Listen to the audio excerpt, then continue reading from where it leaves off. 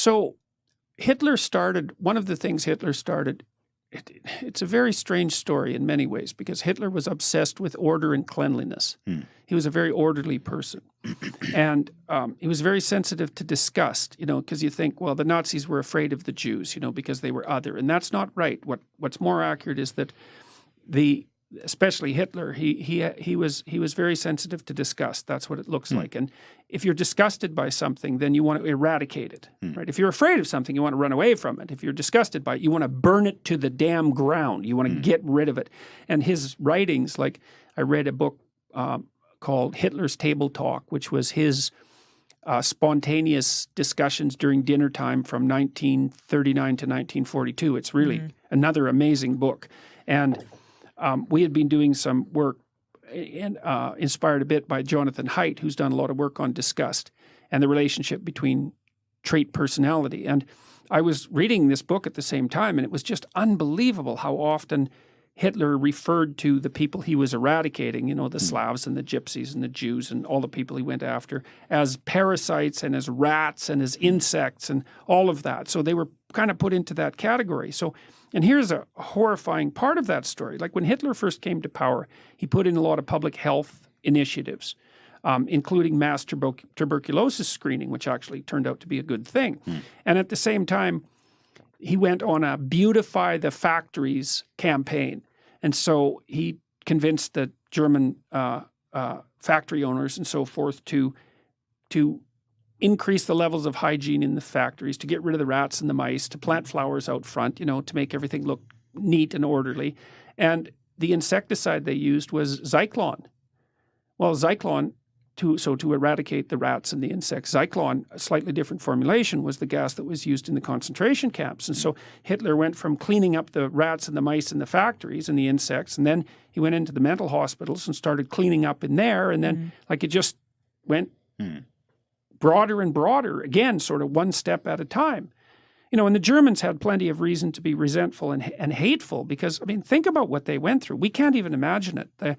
First of all, there was World War I, and so there was many men, like Hitler himself, who served in the trenches. And there's one story about Hitler. He won a medal for heroism in World War I, and he was sitting around with a group of his buddies and went off to do something, God only knows what. And when he came back, they were all dead because a mine had, not a mine, I don't remember, some kind of shell had landed in the middle of them, killed them all. It's like, that changes you. And then afterwards, there was all these brutalized men who'd come out of the trenches. You just can't imagine what it must have been like in the trenches, especially if you were there for like a couple of years. You weren't the same person. Get out of there, you're unemployed, your country's in ruins. Then the hyperinflation hits, and every single person in Germany who ever saved any money at all is flat, bloody broke. And then there's a communist revolution brewing in Russia, and it's like, it's hell. And the Nazis came along and said, well, not only are we going to restore order and greatness, but we're going to bloody well tell you whose fault this is. It's like, and Hitler, I've studied him a lot trying to understand what happened, and Hitler was, Carl Jung called him the mouthpiece of the collective unconscious of the German people. So you imagine there's all this resentment and hatred brewing underneath the surface, and all this chaos is there, and the desire for order is like clamoring in everyone's minds. And Hitler comes along, and he's a very powerful emotional orator, and he's watching the crowd, and he listens. And when he says thing A, nothing happens. And when he says thing B, everybody roars. And so he takes note of that. And it's not even conscious exactly, right? Because he's being molded by the crowd. And so they roar. And so so that's a reinforcement. That's a reward. And so then he goes down that line a little bit farther, and they roar some more, and then he tries something else, and it's silent. He becomes what they want. You bet. Exactly that, man. He acts out the dark desire of the mob. So he becomes the embodiment of the dark desire of the mob. And that's partly why he had the charisma. It's right, because there's this unconscious fantasy brewing in the back of everyone's minds. You see that to some degree now with Antifa, for example, and their proclivity towards violence. And you ask, just exactly what's going on there? Well, Hitler came to embody the desire of the German people for order and revenge. And he embodied that fully. And you could say, so what happened was a collaboration between him and the people. It wasn't Hitler turned everyone into Nazis. It's like, no, That's not how it worked. I'm sure there was a lot of good people still left over who got just overrun by the mania too. Well, who were disgusted by it. The other thing too is that, you know, people are not that brave.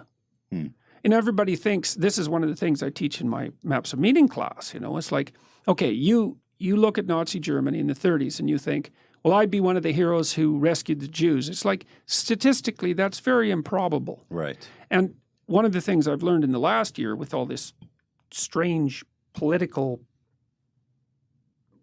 what would you say? This strange situation that I've been in is how unlikely it is for people to speak up. They just won't. Even tenured professors who are tenured, they're protected. It's like the probability they'll pop their head up and say something that might make them identifiable is very, very low. So it's scary, yeah. I guess you're right. Well, it's and at time, and you know, in Nazi Germany, the stakes were as high as it could get. They didn't tolerate. That's right. That's exactly right. But even when the stakes are low, people won't speak up, sure. eh?